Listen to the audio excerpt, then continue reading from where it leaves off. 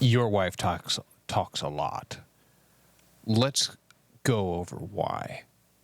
And I'm going to show you how you can look at that as a good thing, because it is a good thing. All right? Men's Development Day begins in 3, 2, 1. All right, so I'm going to start it out in the book of Genesis, okay?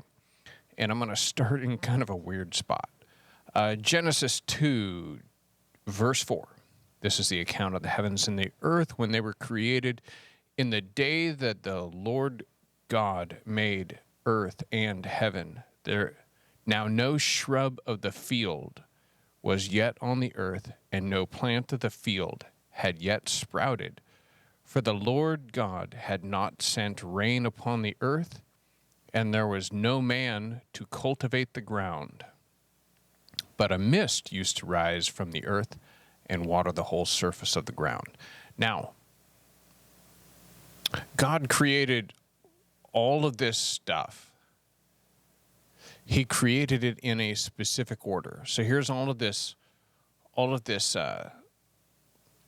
this no shrub of the field was yet on the earth, and no plant of the field had yet sprouted, for the Lord God had not sent rain upon the earth.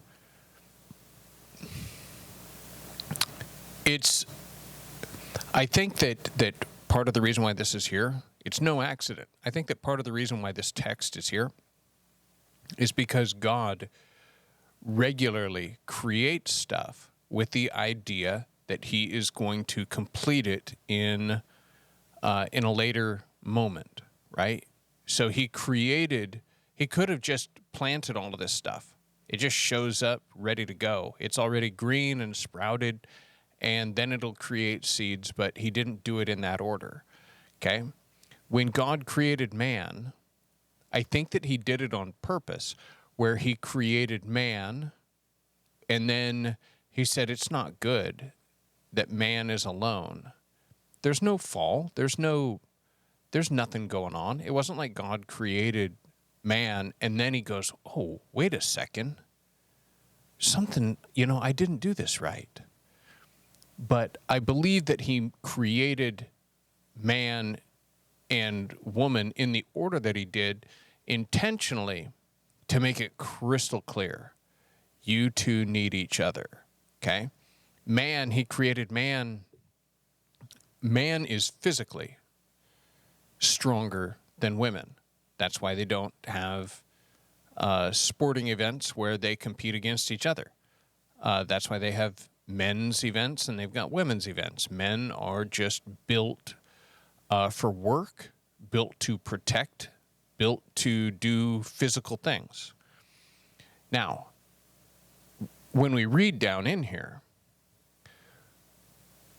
that there was no suitable partner for man, and that it wasn't good for him to be alone. And so God creates a woman, right?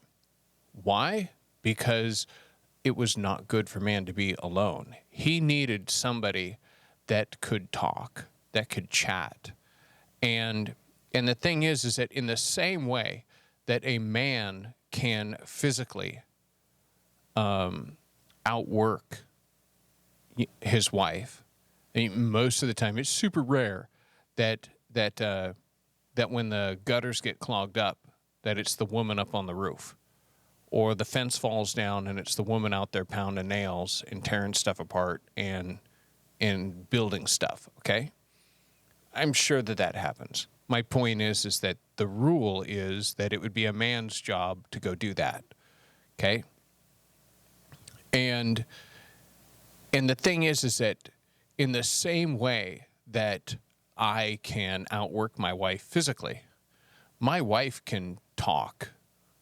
And I don't mean to say that in a bad way. I actually used to think of it and look at it in a negative light. Now that I understand that it is part of her calling and gift, right? In the same way that you might have a calling and a gift, it would be rude for somebody to say, hey man, quit that. I know that that's what God made you for, but cut that out, right? When you start getting a little bit annoyed, a little bit irritated, you should take a breath and say, man, you know what? This house would be terrible if it was silent. If I this is my problem, not her problem. Okay? This is mine. She's doing what she's designed to do, and I'm grateful that she's keeping me company. And you know what? In some respects, like you could be a little bit awestruck. I'm awestruck at my wife's socializing capacity. She can, she just has a huge threshold for it. She's got an interest in people. She's got she's friendlier than me. She looks forward to social engagements way more than I do. And you know what? She's drugged me to places that I had a great time at. And that is, I want to make it so that you're clear on this. Embrace it. This is a good thing. Okay, it's a good thing. In the same way that you might encourage her to go places and do things that she would be that she doesn't necessarily feel compelled to go do. You get the same. It's the same thing. Okay, you get to go take her places, or I mean, she's going to have an interest and curiosity. And one of the things that I do now that I'm working at getting better. Okay, I want to be clear that just because I'm encouraging you to go embrace this doesn't mean that I got it all nailed down and that I've got it all dialed in. Before I go home, I have a document that I look over. And I go home and I know that my wife hasn't connected with me. Possibly, like not really connected with me at all. And when I come home, like she's looking forward to it. Even if she doesn't like run to the door and greet me and, wrap her arms around me and say how happy she is to see me. I mean, that would be cool. But that isn't the way that she comes and greets me. It doesn't mean that she isn't really hungry for some companionship, and she feels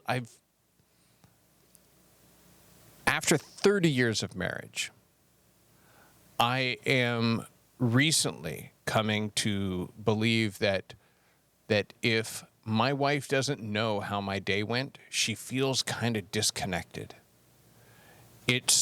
There is something about her knowing how my day went and me asking about her day that connects her to me in a way that I just don't experience, right? Now, I suggest that when you go home, I am of the habit of asking, so what was the highlight of your day, right? I think that she understands that to a degree it's a canned question, but I'm fishing around. She can tell that I'm putting in some effort, right? Now, when she says something, it's important that I listen. It's important that I follow it up with a second question, right? So whatever she says, whether I should say, babe, I'm sorry, that must be rough. Or whether I go, wow, that's interesting. Tell me a little more. What do you mean? Those sorts of things mean a lot to her and make her feel connected. So that's really what I want to get at, is that your wife is a social creature created to keep you company. God did it on purpose in 2 stages to make it really clear that that he created a need and then he created a fulfillment for that need. And in the same way that he created all of these potential things with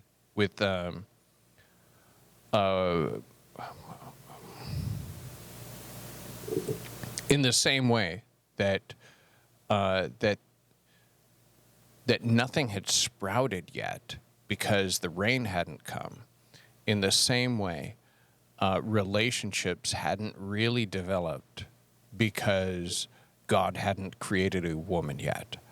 It is that creation of the second half that makes it complete, that